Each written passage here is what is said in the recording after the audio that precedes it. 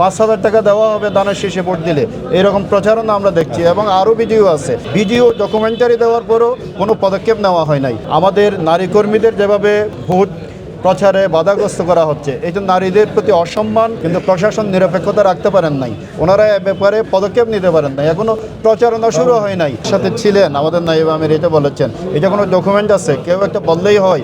আমাদের কাছে তো টাকা বিতরণের ভিডিও আছে, আমরা এটা দিয়েছি, কিন্তু প্রশাসন নিরপেক্ষতা রাখতে পারেন নাই, ওনারা এ ব্যাপারে পদক্ষেপ নিতে পারেন নাই, এখনো প্রচারণা শুরু হয় নাই। 5,000 টাকা দেওয়া হবে দানের শেষে ভোট দিলে, এরকম প্রচারণা আমরা দেখছি। এবং আরও ভিডিও আছে, ভিডিও ডকুমেন্টারি দেওয়ার পরও কোনো পদক্ষেপ নেওয়া হয় নাই। আর বায়বীয় কোনো আপনার প্রমাণ ছাড়া একটা কথা বললেই হয় কাউন্টার দেওয়ার জন্য, এটার কোনো সত্যতা নাই।